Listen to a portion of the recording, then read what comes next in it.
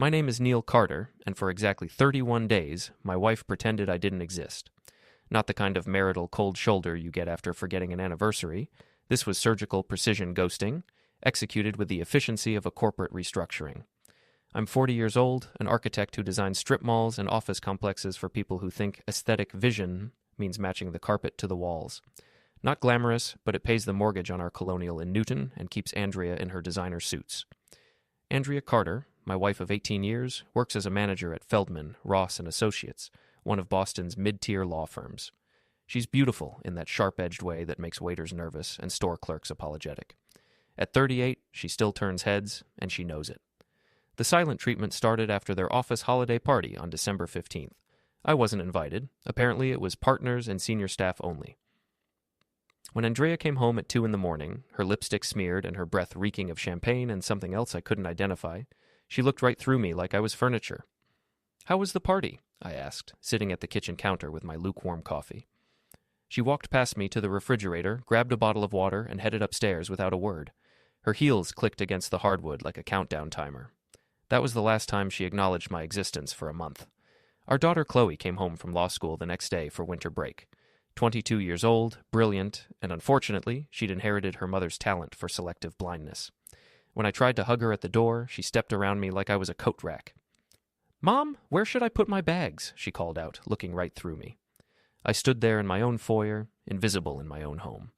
My role in the house had apparently been redefined. I was the friendly ghost. Casper, but with better credit. The next few weeks played out like a psychological experiment designed by sadists. I'd make dinner for 3, set 3 places, and watch Andrea and Chloe eat while discussing their days as if I wasn't sitting 2 feet away. They'd talk about work, about Chloe's engagement to her college boyfriend David, about everything except the fact that there was a third person at the table. I tried everything. I left notes. I sent texts. I even stood in front of the television during Andrea's favorite show, waving my arms like an air traffic controller. She simply changed the channel and continued her phone conversation with her friend Jess about some wild night at another office gathering. The house filled with Andrea's friends during those weeks. Jess Morrison, a paralegal with a voice like a rusty gate, and Lauren Walsh, another lawyer who treated every conversation like a cross-examination. They'd cluster around the kitchen island, wine glasses in hand, giggling about their adventures. "Mark was so funny last night," Jess would say, and they'd all dissolve into laughter. "He's got such a wicked sense of humor," Lauren would add. "And those eyes." I learned that Mark was Mark Feldman, Andrea's boss and the son of the firm's founding partner. 45 years old, divorced twice, owner of a silver Mercedes that he parked in the firm's reserved spots like it was his personal throne. Before we deeper into this story, I have one small request. Please subscribe, drop a like, comment, and hit that hype button to boost this channel so more people can discover these incredible Reddit stories. From my invisible position at the kitchen counter, I absorbed every detail of their conversations. Mark had taken Andrea and the girls to expensive restaurants. Mark had bought rounds of top-shelf liquor. Mark had told hilarious stories about his law school days. Mark. His name peppered their conversations like seasoning. "You're so lucky to work with him," Jess told Andrea one evening while I stood 3 feet away, apparently as visible as air. "He's gorgeous and powerful. What more could a girl want?" Andrea laughed, a sound I hadn't heard directed at anything I'd said in months. "He's definitely attentive." I wanted to grab her shoulders and shake her, to demand an explanation, to ask what I'd done to deserve this treatment. Instead, I went upstairs and sat on the edge of our bed, the bed where Andrea now slept curled against the far edge, as far from my side as possible without falling off. The breaking point should have been when I found the cufflinks. I was doing laundry, a chore that had apparently become mine exclusively, when I discovered them in the pocket of Andrea's blazer. Gold, expensive, with the initials MF engraved in elegant script. They were still warm from her body heat. I held them in my palm, these small pieces of evidence that my marriage was a joke and I was the punchline. Any reasonable person would have confronted their spouse immediately. Any self-respecting husband would have demanded answers. Instead, I laughed. I stood in our laundry room, surrounded by the detritus of a life that had apparently moved on without me, and I laughed until my sides ached. Because at least she wasn't being subtle about it. At least the woman who'd been treating me like I was invisible had left me a clear message. I wasn't just being ignored, I was being replaced. That night, I sat in my study, the one room in the house that still felt like mine, and made a decision. If they wanted to pretend I didn't exist, I'd give them exactly what they wanted. I'd become invisible. But first, I'd make sure they noticed. The humiliation reached its crescendo at Chloe's engagement party, an event that Andrea had planned without consulting me and announced without including me in the conversation. "We're having it at the country club," she told Chloe over breakfast, speaking around me like I was a piece of furniture. "I've already called the caterer."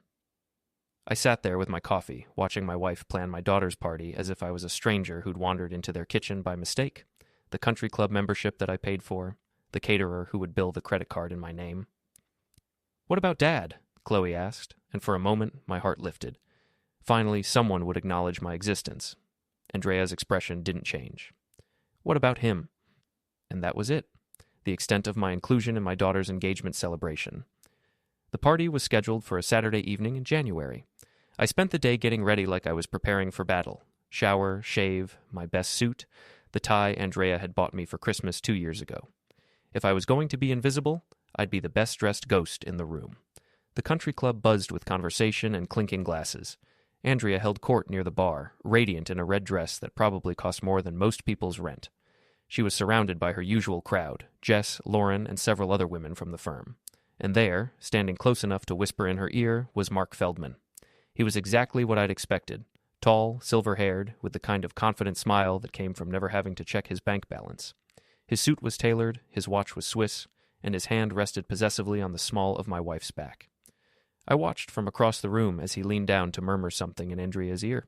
She threw her head back and laughed, her hand coming up to rest on his chest. The gesture was intimate, familiar, and completely oblivious to the fact that her husband was standing 20 feet away. Quite a show, isn't it? I turned to find Pete Kowalski, my oldest friend, holding 2 whiskey glasses. Pete was an ex-cop turned private investigator, built like a fire hydrant and twice as reliable. We'd known each other since college, and he was one of the few people who still seemed to see me clearly. "I don't know what you mean," I said, accepting the whiskey. "Right, and I'm the Easter Bunny." Pete nodded toward Andrea and Mark. "How long has this been going on?" "I have no idea what's going on. Apparently I don't exist anymore." Pete studied me with the expression he'd probably used on suspects back in his police days. "You know, Neil, there's a difference between being ignored and being played." Before I could respond, the crowd shifted, and suddenly Mark was walking toward us. His smile was predatory, the kind of expression a shark might wear if sharks could smirk. "Neil Carter," he said, extending his hand. "I don't think we've been properly introduced. Mark Feldman." I shook his hand, noting his firm grip and the weight of his gold watch. "I know who you are." "Of course you do. Andrea talks about you all the time." His smile widened. "She says you're very understanding." The word hung in the air between us like a challenge. Understanding. As in, understanding enough to let another man put his hands on my wife. Understanding enough to pretend I didn't notice the late nights and the whispered phone calls. Understanding enough to play the fool while he played house with my family. "I'm understanding about a lot of things," I said carefully. "That's wonderful. It makes everything so much easier, doesn't it?" Mark's eyes never left mine. Andrea's lucky to have such a flexible husband. Pete stepped closer, and I could feel the tension radiating from him like heat from a furnace, but I kept my voice level, my expression neutral. "I'm full of surprises," I told Mark. "I'm sure you are." He glanced over his shoulder at Andrea, who was watching our conversation with obvious anxiety.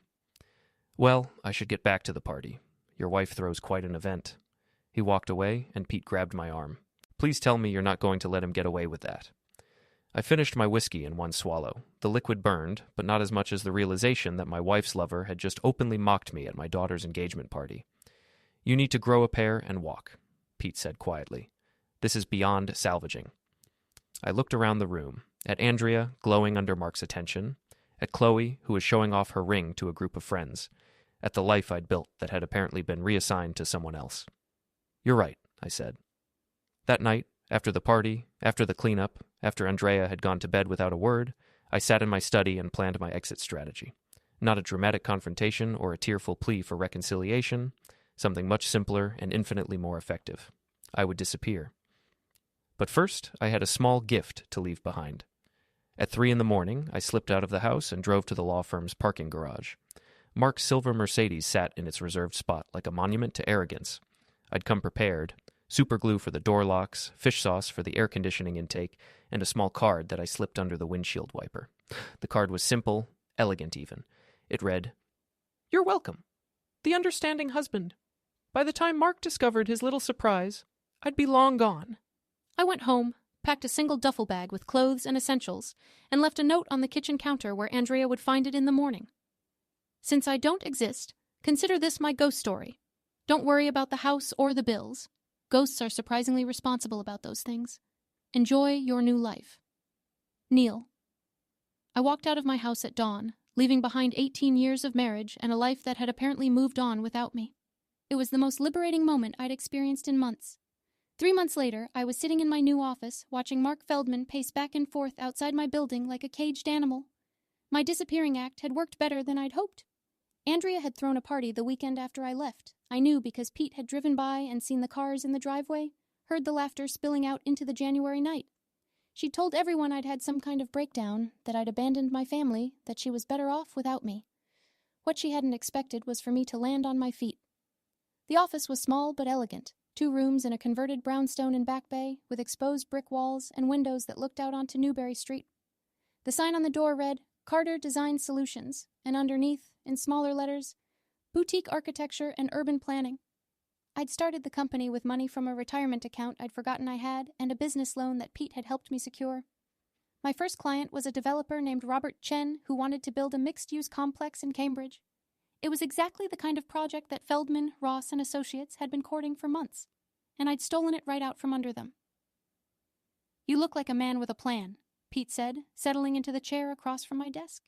He'd been helping me navigate the legal and financial aspects of my new venture, using contacts from his police days and his current work as a private investigator.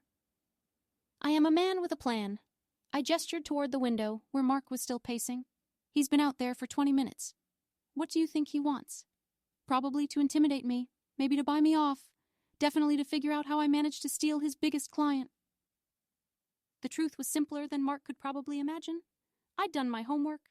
Robert Chen valued innovation and personal attention, 2 things that a large firm like Feldman, Ross, and Associates couldn't provide. When I'd approached him with a detailed proposal and a promise that I would personally oversee every aspect of the project, he'd signed with me on the spot. It helped that I'd also undercut their price by 15%. "So what's the next move?" Pete asked. "Patience. Let them dig their own graves, then hand them the shovel." My phone buzzed with a text from an unknown number. "We need to talk. MF." I showed Pete the message, and he grinned. "Looks like the mountain is coming to Mohammed." "Let him come. I've got nothing to hide." That evening, I was working late when Mark finally worked up the courage to enter my building. I heard his footsteps on the stairs, expensive shoes on old wood, and I was ready when he knocked on my door. "Come in. It's unlocked." He entered like he owned the place, all confidence and expensive cologne, but I could see the strain around his eyes, the tension in his shoulders. The fish sauce incident had apparently required professional cleaning, and the superglue had necessitated a locksmith. Small victories, but satisfying ones. "Nice place," he said, looking around. "Very intimate. I like to keep things personal. Please sit." He remained standing, trying to use his height as an intimidation tactic. "You stole my client." "I provided better service at a better price. That's called capitalism." "Don't play games with me, Neil. I know what you're trying to do." I leaned back in my chair, studying him. 3 months ago, this man had humiliated me at my daughter's engagement party. He'd been sleeping with my wife, living in my house, spending my money. Now he was standing in my office, asking me not to play games. "What am I trying to do, Mark? Get revenge, hurt Andrea, make me look bad." "I don't need to make you look bad. You're doing a fine job of that yourself." His face flushed red. "You think you're clever, don't you? Disappearing like that, starting this little company, stealing clients. But you're nothing. You're a mediocre architect with delusions of grandeur." I stood up slowly, deliberately. Mark was taller than me, but I'd lost 20 pounds since leaving home, and the lean look suited me. More importantly, I'd gained something that money couldn't buy, the confidence that came from having nothing left to lose. "You're right about one thing," I said quietly. "I am trying to hurt you, both of you, but not the way you think." "What's that supposed to mean?" "It means you should have been more careful about who you ignored." Mark stepped closer, trying to crowd me, but I didn't back down. "You're pathetic. Andrea told me all about you, how you just sit there while she lived her life, how you never fought back, never stood up for yourself. She said you were like a piece of furniture. The words should have stung, but instead they made me smile. She said that, did she? She laughs about you, Neil. They all do. Jess, Lauren, everyone at the firm. You're a joke. That's funny, because from where I'm standing, you're the one who looks like a joke. Before he could respond, my phone rang. I glanced at the caller ID and smiled wider. Excuse me, I need to take this. I answered the call. Robert, good to hear from you. Yes, the preliminary designs are ready. Tomorrow morning? Perfect. I'll see you then. I hung up and looked at Mark, whose face had gone pale. That was Robert Chen. He wants to move forward with Phase 2 of the project. Apparently, he's so happy with my work that he's recommending me to 3 other developers. I sat back down. But I'm sure you already knew that. Mark's hands clenched into fists. For a moment, I thought he might actually swing at me, but he managed to control himself. This isn't over, he said. No, it's not. But you might want to think carefully about your next move. I'm not the same man who stood quietly in his kitchen while his wife planned parties without him. After he left, I poured myself a drink and called Pete. How did it go? He asked. Better than expected. He's rattled. Good. What's next? I looked out my window at the lights of Boston, at the city where I'd been invisible for so long and was now making my presence felt in ways that mattered. Next, we go public. The law firm's annual charity gala was Boston's legal community's equivalent of the Met Gala, an excuse for lawyers to dress up, drink expensive wine, and pretend they cared about something other than billable hours. I hadn't planned to attend until I received an invitation in the mail, forwarded from my old address with a note from Andrea. Thought you might want to support a good cause. A. The passive-aggressive thoughtfulness was so perfectly Andrea that I almost admired it. She was inviting me to watch her parade around with Mark, to see how well she was doing without me, to remind me of everything I'd lost. She had no idea what I'd gained. I arrived fashionably late, wearing a new tuxedo that had cost more than my old car. The transformation from invisible husband to successful entrepreneur had been more than financial. I'd hired a personal trainer, updated my wardrobe, and learned to carry myself like a man who belonged in rooms like this. The ballroom at the Four Seasons was packed with Boston's legal elite. I spotted Andrea immediately. She was impossible to miss in a black dress that probably cost more than most people's monthly rent. Mark stood beside her, resplendent in his own tuxedo, playing the role of successful power couple. They were holding court near the silent auction tables, surrounded by the usual suspects, Jess, Lauren, and several partners from the firm. I watched from across the room as they laughed and gestured, clearly enjoying themselves. Then Andrea saw me. The change in her expression was immediate and satisfying. The confident smile faltered. Her eyes widened, and she actually took a step backward. Mark followed her gaze, and his face darkened when he spotted me. I raised my champagne glass in their direction, a small salute, and smiled. Neil Carter, as I live and breathe. I turned to find Thomas Morrison, a senior partner at one of the city's most prestigious firms. We'd met at industry events over the years, but he'd never paid much attention to me when I was just another mid-level architect married to someone else's employee. Thomas, good to see you. I heard about your new venture. Very impressive work on the Chen project. Robert can't stop talking about you. I appreciate that. It's been an interesting few months. I imagine so. His eyes flicked toward Andrea and Mark, then back to me. Change can be liberating, can't it? Before I could respond, the crowd around us shifted, and suddenly I was face to face with Jess Morrison, Thomas's daughter, as it turned out, though she'd apparently inherited none of his discretion. Neil, she said, her voice carrying across the room, I didn't expect to see you here. Life is full of surprises. It certainly is. You look... She paused, clearly struggling for words. Different. Success will do that to a person. The conversation was attracting attention now. I could see people turning to look, whispering to their companions. The invisible husband had reappeared, and he looked nothing like the man who'd been ignored and dismissed. How are Andrea and Chloe? I asked pleasantly. Jess's eyes darted toward Andrea, who was watching our conversation with obvious anxiety. They're fine. Really good, actually. I'm glad to hear it. Please give Andrea my regards. I excused myself and moved through the crowd, making conversation with people who had barely acknowledged my existence 6 months ago. The change in their attitudes was remarkable. Success had a way of making people suddenly remember your name. I was talking to a group of developers when I noticed the commotion near the bar. Mark was gesticulating wildly, his face flushed red, while Andrea tried to calm him down. Even from across the room, I could see that he was agitated about something. Pete appeared at my elbow, grinning like a cat who'd caught a particularly fat mouse. "What did you do?" I asked. "Remember that phone I found in the parking garage last week? The one with all those interesting text messages?" I stared at him. "You didn't." "I did.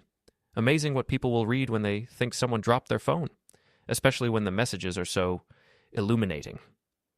The commotion near the bar was growing louder. I could see Mark's face getting redder as more people gathered around, their expressions ranging from shocked to amused. Andrea looked like she wanted to disappear into the floor. "What exactly was in those messages?" I asked. "Oh, the usual. Complaints about spouses, discussions of various rendezvous, some rather explicit descriptions of hotel room activities, the kind of thing that makes for very interesting reading at a charity gala." I watched as Mark stormed out of the ballroom, leaving Andrea standing alone near the bar. The crowd around her dispersed quickly, but I could see the whispers starting, the sideways glances, the kind of social damage control that was impossible to manage. "That's diabolical," I said. "That's justice. Besides, I didn't make him write those messages. I just made sure the right people saw them." The evening continued, but the atmosphere had changed. Andrea left early, practically fleeing the ballroom with her head down. Mark was nowhere to be seen. The whispers followed them both, the kind of gossip that would be all over the legal community by morning. I stayed until the end, making connections, building relationships, establishing myself as a serious player in Boston's development community. When I finally left, it was with 3 new business cards and 2 potential clients.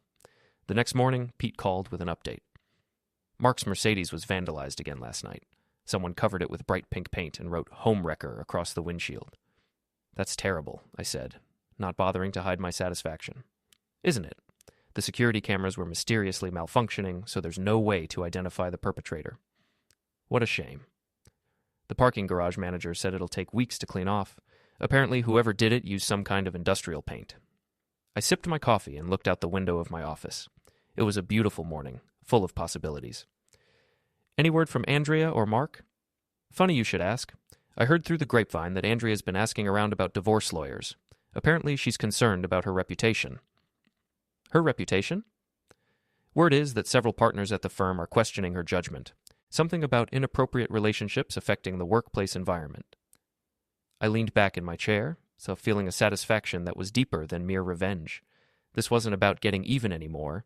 It was about rebuilding my life on my own terms and watching the people who'd dismissed me realize exactly what they'd lost. "Pete?" "Yeah?" "I think it's time for phase 2. Chloe's wedding invitation arrived on a Tuesday morning in April, delivered by hand to my office. The envelope was cream-colored, expensive, with my name written in Andrea's careful script. Inside, along with the formal invitation, was a handwritten note. "Dad, I know things have been complicated, but I want you at my wedding. Please come. We need to talk. Chloe." I stared at the note for a long time, remembering the little girl who used to climb into my lap while I worked on architectural drawings, who'd insisted that I read her bedtime stories even when Andrea said she was too old for them, the daughter who'd looked right through me for a month, who'd taken her mother's side without question. Now she wanted to talk. The wedding was scheduled for a Saturday in May at the same country club where her engagement party had been held. I RSVP'd with a simple yes and began planning what might be my final performance. Pete had been busy during the month since the charity gala. His investigation into Andrea's past had turned up something interesting, a scandal from her college days that her family had worked hard to bury. Nothing criminal, but the kind of reputation-destroying revelation that could unravel everything she'd built. "Are you sure about this?" Pete asked as we sat in my office the week before the wedding. "Once this comes out, there's no taking it back." She made her choice when she decided I didn't exist. Now she gets to live with the consequences. The wedding day dawned clear and warm. I arrived at the country club in a new suit, driving a car that Andrea had never seen, a sleek BMW that announced success without being ostentatious. The parking lot was full of familiar vehicles, including Mark's Mercedes, which had been repainted but still bore faint traces of pink around the wheel wells. Inside, the ballroom had been transformed into something from a fairy tale. White flowers everywhere, crystal chandeliers, round tables draped in ivory linens. It was beautiful, elegant, and expensive. Exactly the kind of wedding Andrea would plan for her daughter. I spotted her immediately, resplendent in navy blue, playing the role of mother of the bride to perfection. She was surrounded by the usual crowd, though I noticed that the group was smaller than it used to be. The charity gala scandal had cost her some friends. Mark stood nearby, looking uncomfortable in his formal wear. The past few months had not been kind to him. I'd heard through Pete's network that several clients had moved their business elsewhere, and there were rumors that his position at the firm was less secure than it had once been. "Dad!" I turned to see Chloe approaching, radiant in her wedding dress. For a moment, she was just my little girl again, and I felt my carefully constructed armor crack slightly. "You look beautiful, sweetheart." "Thank you for coming. I wasn't sure you would." "I wouldn't miss it."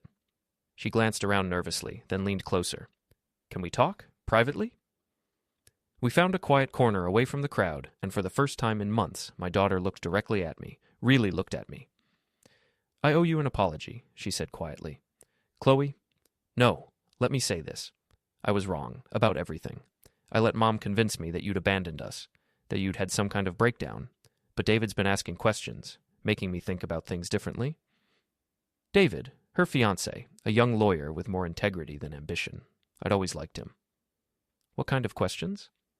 "Like why you'd leave without taking any of your things, why you'd walk away from a business you'd spent years building, why you'd disappear right after Mom started working late every night." She paused. "I'm not stupid, Dad. I know about Mark." I studied her face, seeing Andrea's features, but also something that was purely her own, a strength that her mother had never possessed. "What do you know?" "I know that Mom's been lying, about a lot of things, and I know that you didn't abandon us. We abandoned you." Before I could respond, a commotion erupted near the bar. Andrea was arguing with someone, a woman I didn't recognize, middle-aged, well-dressed, with the bearing of someone accustomed to being heard. "That's Margaret Feldman," Chloe said quietly. "Mark's ex-wife." I watched as the argument escalated, voices rising despite the elegant surroundings. Margaret was holding what looked like a manila envelope, gesturing with it as she spoke. Andrea's face was pale, her composure cracking. "She showed up about an hour ago," Chloe continued. "Said she had something important to discuss with Mom. They've been going at it ever since." The crowd was beginning to notice now, conversation stopping as people turned to watch the drama unfolding. Mark appeared, trying to intervene, but Margaret turned on him with obvious fury. "Excuse me," I told Chloe and walked toward the commotion. I arrived just in time to hear Margaret say, "Think people should know what kind of woman they're dealing with. The college incident was just the beginning, wasn't it, Andrea?" Andrea's face went white. "I don't know what you're talking about. Of course you don't. Just like you didn't know about the other women Mark was seeing while he was with you. Just like you didn't know that he's been planning to dump you as soon as his divorce settlement comes through." The words hit the crowd like a physical blow. I could see the shock rippling through the assembled guests, the whispers starting, the careful social fabric beginning to unravel. Mark stepped forward, his face red with anger. "Margaret, that's enough." "Is it? Because I think these people deserve to know what kind of man they're celebrating, what kind of woman they're supporting." She held up the envelope. "I have documentation of everything. The affairs, the financial manipulation, the way you two have been destroying marriages and careers for your own amusement." Andrea looked around desperately, her carefully constructed world collapsing in real time. Her eyes found mine across the crowd, and for a moment I saw something I'd never seen before, genuine fear. "This is my daughter's wedding," she said, her voice shaking. "How dare you? How dare I what? Tell the truth? Expose what you really are?" Margaret's voice carried across the ballroom. "You destroyed my marriage, Andrea. You and your pathetic affair with my husband. Did you really think there wouldn't be consequences?" The silence that followed was deafening. I could see guests looking at each other, processing what they'd just heard, connecting dots that perhaps they should have connected months ago. Then Mark made his fatal mistake. "You're just a bitter ex-wife," he said loudly. "No one cares what you have to say." Margaret smiled, and it was not a pleasant expression. "Really? Then you won't mind if I share these documents with everyone here, starting with the photographs from the hotel in Cambridge, the ones from last month when you were supposedly in New York on business." She opened the envelope and began pulling out photographs. Even from across the room, I could see they were compromising. Mark with a woman who was definitely not Andrea, in situations that left little to the imagination. Andrea made a sound like a wounded animal. The crowd pressed closer, morbid curiosity overcoming social politeness. Mark lunged for the photographs, but Margaret stepped back smoothly. "The truth has a way of coming out," she said calmly.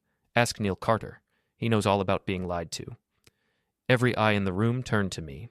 I stood there, feeling the weight of their attention, the culmination of months of careful planning reaching its crescendo. "Yes," I said quietly, my voice carrying in the sudden silence. "I do." The wedding reception had transformed into something resembling a courtroom drama, with Margaret Feldman as the prosecutor and Andrea as the defendant. The guests stood in shocked clusters, whispering frantically as the carefully orchestrated social event devolved into public humiliation. But I wasn't finished yet. "Since we're sharing truths," I said, stepping into the center of the crowd, "perhaps everyone should know the whole story." Andrea's eyes went wide with panic. "Neil, don't what? Don't tell them about the month you pretended I didn't exist? Don't mention how you and Mark have been laughing about me behind my back? Or should I skip the part about how you've been spreading rumors that I'm unstable?" The crowd was completely silent now, hanging on every word. I could see Chloe watching from the edge of the group, her face a mixture of horror and fascination. "You see, everyone, I've learned something interesting about my wife over the past few months. She's very good at rewriting history to suit her needs, very talented at making herself the victim in every story." Mark stepped forward, his face flushed with anger and alcohol. "That's enough, Carter. You're embarrassing yourself." "Am I? Because from where I'm standing, I'm not the one who just got exposed as a serial cheater at my girlfriend's daughter's wedding." "You pathetic little man," Mark snarled. "You think you can come here and ruin everything? You're nothing. You've always been nothing." "You're right. I was nothing. A ghost in my own home, invisible to my own family. But you know what I discovered when I became nothing? I had nothing left to lose." I pulled out my phone and opened the voice recording app. "Would you like to hear what your beloved Mark really thinks about you, Andrea? I have some fascinating recordings from his conversations with his lawyer about how he plans to handle the Andrea situation once his divorce is finalized." Andrea's face crumpled. "You're lying." "Am I? Pete, would you like to share what you discovered about Mark's financial situation?" Pete stepped forward from the crowd, grinning like a wolf. "Mark's been hiding assets from his divorce settlement, moving money through shell companies, undervaluing properties, the whole 9 yards. His ex-wife's forensic accountant is going to have a field day." "That's not all," I continued. "It turns out that Mark's been using firm resources for personal expenses, company credit cards for hotel rooms, business accounts for jewelry purchases, the kind of thing that makes partners very nervous about liability." Mark's face had gone from red to pale. "You can't prove any of that." "Actually, I can. Amazing what people will tell you when they think you're just a pathetic ex-husband looking for sympathy.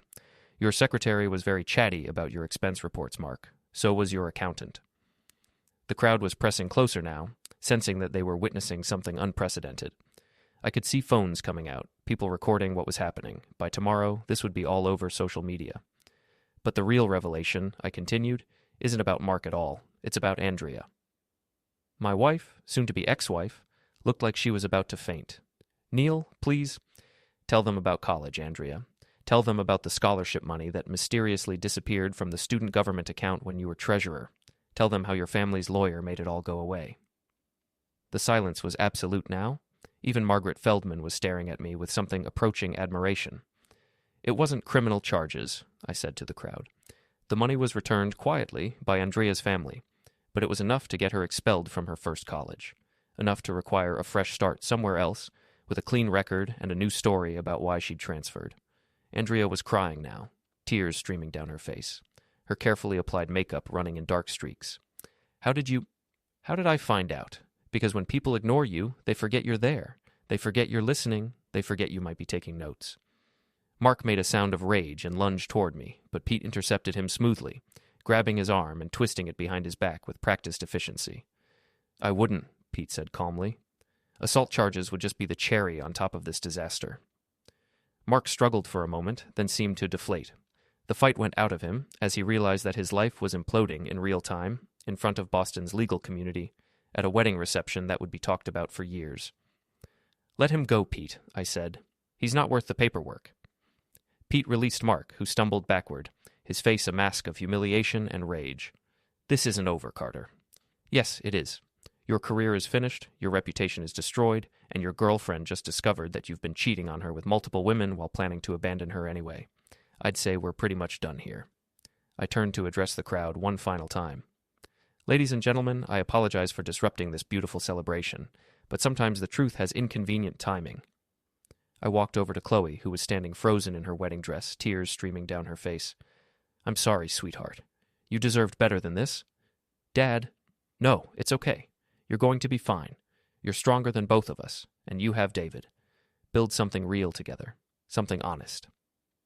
I kissed her forehead and walked toward the exit, Behind me, I could hear the chaos resuming. Voices raised in argument, the sound of chairs scraping, the general pandemonium of a social order collapsing. Pete caught up with me in the parking lot. That was brutal. That was necessary. What happens now? I looked back at the country club, where my old life was ending in a very public and final way. Through the windows, I could see people gathered in lively conversation, phones pressed to their ears, the gossip machine already running at full speed. Now I go back to my real life, the one where I exist. I got into my BMW and drove away from the wreckage, leaving Andrea and Mark to face the consequences of their choices. In my rearview mirror, I could see emergency vehicles arriving. Apparently someone had called for medical assistance. I hoped it was nothing serious, but I didn't stop to find out. The ignored man's game was over, and I had won completely. 3 blocks away, I pulled over and called my biggest client. Robert, Neil Carter. I know it's Saturday, but I wanted to let you know that I'll be available for that Chicago project after all. Yes, I'm ready to relocate. When can we start? As I hung up the phone, I realized I was smiling for the first time in months. Not the bitter smile of revenge, but the genuine expression of a man who had reclaimed his life on his own terms. I drove toward my apartment, toward my future, toward a life where I would never be invisible again. Behind me, the country club grew smaller in the distance until it disappeared entirely from view.